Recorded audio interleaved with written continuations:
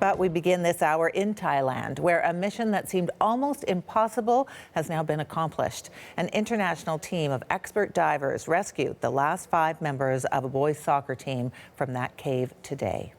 We have done something that nobody thought that we can do this, the first time in the world.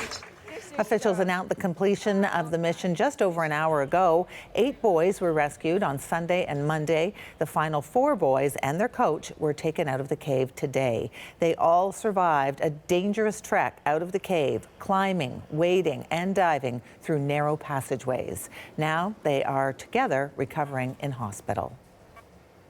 The CBC's Briar Stewart is in northern Thailand and was at that news conference. She has more on how everyone there is feeling now that the entire team is safely out.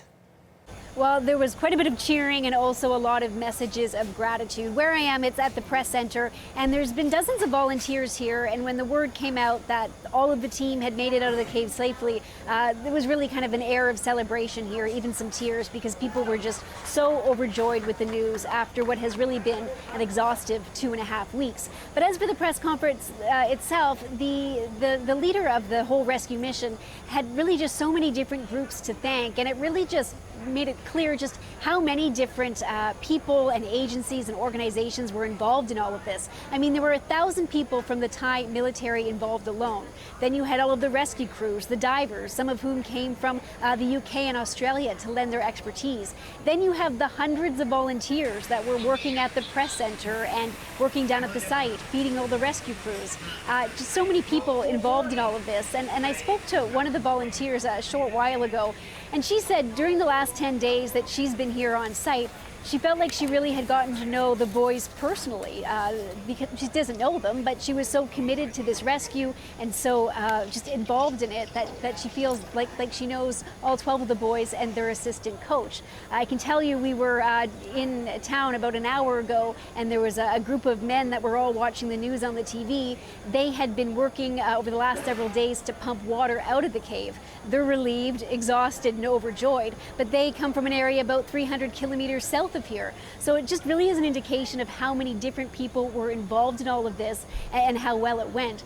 And I should also mention that the Thai officials also had a few things to say about the cave at the Newser.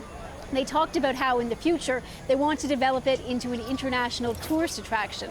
They've seen just how many people have been gripped by the dramatic story that has unfolded here, and they think quite a few people might want to visit that cave. Yes, I noticed that the word tourism was mentioned several times during that press conference, which seemed rather surprising and maybe out of context. But as you say, they're obviously looking to the future. But now, Briar, at this point, you know, they're safe. The cooking is underway. How would you describe the overall mood there?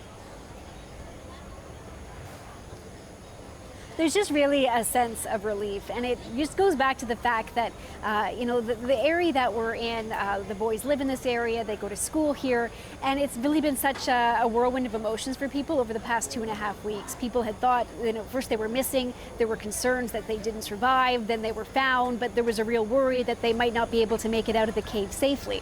There's been such a back and forth of good news and bad news over the last couple of weeks that to have them all out of the cave safely, all in the hospital, mind you, but all safe, is just really great news for everybody here. That was the CBC's Briar Stewart in northern Thailand.